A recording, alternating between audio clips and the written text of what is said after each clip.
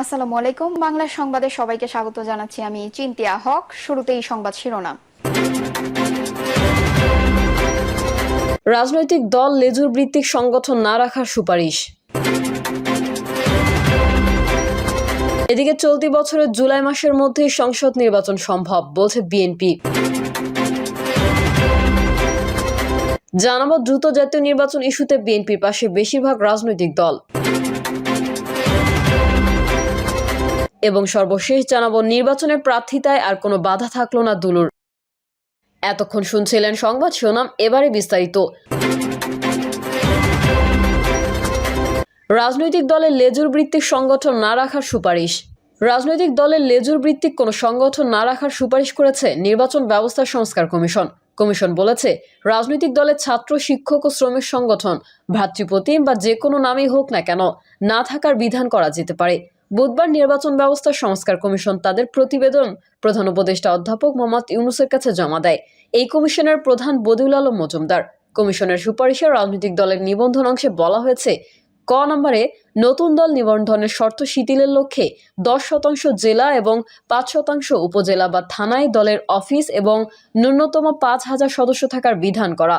খ নম্বরে বলা হয়েছে, দলের সাধারণ সদস্যদের তারিখ প্রস্তুত করে তা ওয়েবসাইটে প্রকাশ করা এবং উক্ত তালিকা প্রতি বছর একবার হালনাগাদ করা। গ নম্বর, আইসিটি আইনে সাজাপ্রাপ্ত সকল ব্যক্তিকে কোনো দলের সাধারণ সদস্য বা কমিটির সদস্য হওয়ার অযোগ্য করা। ঘ নম্বর, গুরুতর মানবাধিকার লঙ্ঘনকারীদের বিষয়ে প্রণীত একটি বিশেষ আইনের অধীনে অভিযুক্ত ব্যক্তিদের বিরুদ্ধে আইসিটি আইনে সৃষ্ট আদালতে অভিযোগপত্র গৃহীত হলে সেসব ব্যক্তিদের সঙ্গে কোনো দলের সাধারণ সদস্য বা কমিটির সদস্য হওয়া অযোগ্য করা। ও নম্বর, দলের সাধারণ সদস্যদের গোপন ভোটে দলের স্থায়ী থেকে জাতীয় পর্যায় পর্যন্ত সকল কমিটি নির্বাচিত করা।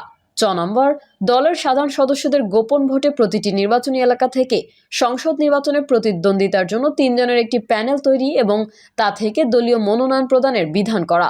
6 নম্বর, দলের সদস্যদের চাঁদা ন্যূনতম 100 টাকা ও কোনো ব্যক্তির কাছ থেকে অনুদান হিসেবে সর্বোচ্চ 50 লাখ টাকা নেওয়ার বিধান করা।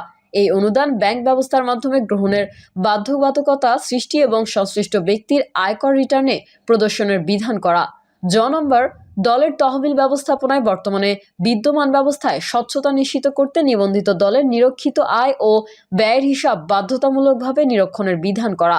ঝ নম্বর, দলের লেজুর ভিত্তিক ছাত্র, শিক্ষক ও শ্রমিক সংগঠন, ভ্রাতৃপ্রতিম বা যে কোনো নামেই হোক না কেন না থাকার বিধান করা।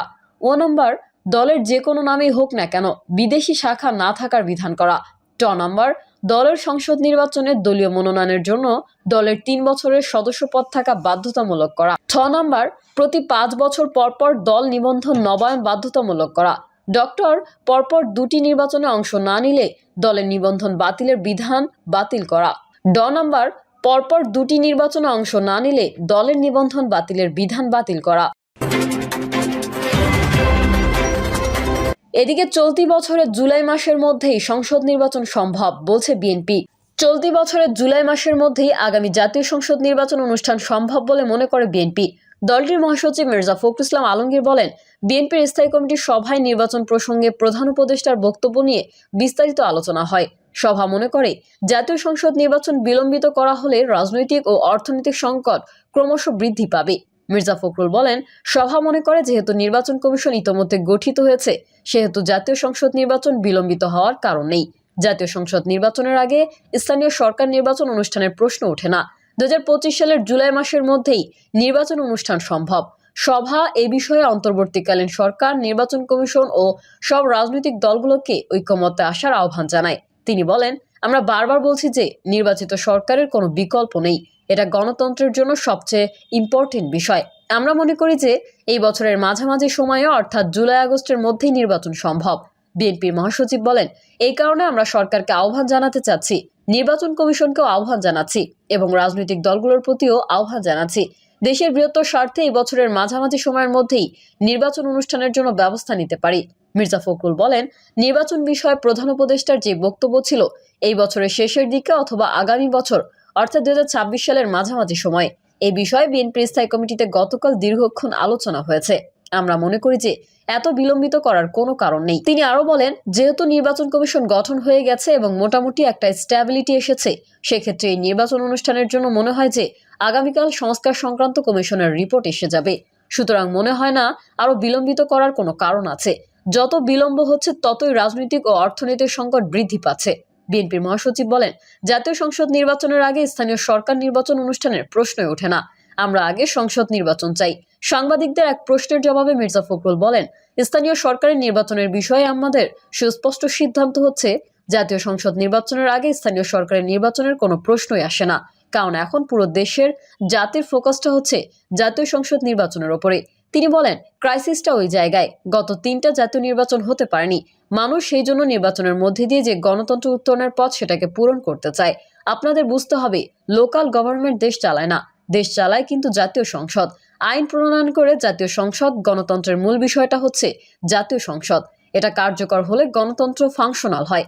বিএনপির মহাসচিব বলেন, নির্বাচনের জন্য কতগুলো ফর্মালিটিস আছে, যেমন ভোটার লিস্ট। এই ভোটার লিস্ট রেডি। ভোটার লিস্টের জন্য বেশি দিন লাগার কথা নয়। 1 মাসের মধ্যে যদি কেউ হালনাগাদ করতে চায় সেটা করতে পারবে। এরপরে প্রিজাইডিং অফিসার নিয়োগ সহ বিভিন্ন কাজে 1-2 মাসের বেশি সময় লাগার কথা নয়। সবই তো তৈরি। মির্জা ফখরুল বলেন, নির্বাচন কমিশন বলেছে যেই নির্বাচন করার জন্য আমরা রেডি এবং তারা জাতীয় সংসদ নির্বাচন করার জন্য তৈরি আছে। তারা পরিষ্কার করে বলে দিয়েছে যে 2টা নির্বাচন একসঙ্গে সম্ভব না। সুতরাং জাতির স্বার্থে প্রয়োজন সংসদ নির্বাচন। তিনি বলেন, এরকম ক্রিটিক্যাল সময়ে জাতীয় সংসদ নির্বাচন ছাড়া অন্য নির্বাচন করার চিন্তাটা আসে কোথাকে? নির্বাচনের পেছনের চিন্তাটাই আসে কোথা থেকে? কারণ এটা তো আপনার প্রথম কাজ। বিএনপির মহাসচিব বলেন, সংস্কার তো চলমান প্রক্রিয়া। আমরাই তো সংস্কার আগে তৈরি করেছি, আগে জাতির কাছে উপস্থাপন করেছি। সেই 2016 সালে আমরা ভিশন 2030 দিয়েছি, 2023 সালে 31 দফা দিয়েছি। আমরাই তো সবচেয়ে বেশি সংস্কার করেছি।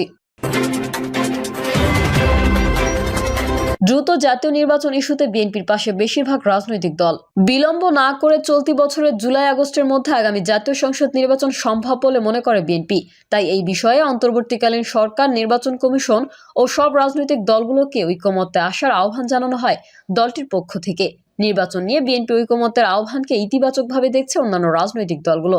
রাজনৈতিক দলগুলোর নেতারা বিএনপির মতো নির্দিষ্ট মাসের কথা না বললেও আগামী 7 থেকে 8 মাসের মধ্যে সংসদ নির্বাচন হওয়া উচিত বলে মনে করেন। তারা বলছেন, আগামী নির্বাচন কোনোভাবেই 2025 সালের পরে যাওয়া ঠিক হবে না। সরকারের উচিত দ্রুততম সময়ে আগামী নির্বাচনের সুনির্দিষ্ট তারিখ ঘোষণা করা।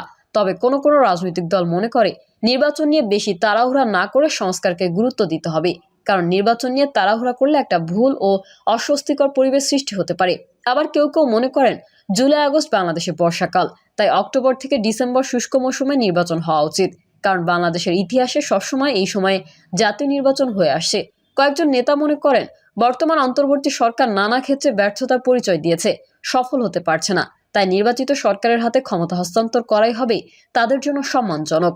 গণতন্ত্র মঞ্চের শরিক দল বিপ্লবী ওয়ার্কার্স পার্টির সভাপতি সাইফুল হক বলেন, আমরা মনে করি আগামী 5 থেকে 7 মাসের মধ্যে নির্বাচন করা সম্ভব।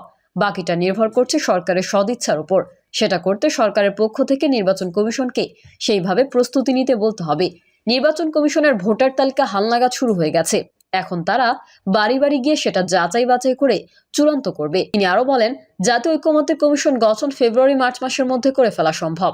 আমাদের সবার মধ্যে একটা ঐকমত্য তো আছেই। সব মিলিয়ে 7 থেকে 8 মাসের বেশি সময় লাগার কথা নয়।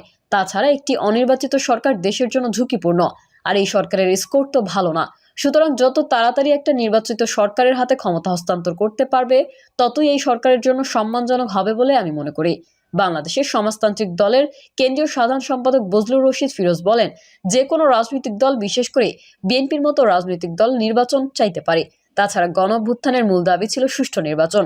কারণ গত 3টি নির্বাচনই হয়নি, তাই মানুষের আকাঙ্ক্ষা নির্বাচিত সরকার দেশ পরিচালনা করবে। কিন্তু যেহেতু গত 16 বছর অনির্বাচিত সরকার ক্ষমতায় ছিল, তারা নির্বাচনী ব্যবস্থা, প্রশাসন সবকিছু ধ্বংস করে দিয়েছে। তাই সুষ্ঠু নির্বাচনের স্বার্থে এগুলো সংস্কার দরকার। প্রিয় দর্শক, এই ছিল এখনকার সর্বশেষ সংবাদ। আপডেট হওয়া সংবাদ পেতে চ্যানেলটি সাবস্ক্রাইব করে বেল আইকনটি ক্লিক করুন। কমেন্টে আপনার মতামত জানিয়ে আমাদের সাথেই থাকুন। ধন্যবাদ সবাইকে। আল্লাহ হাফেজ।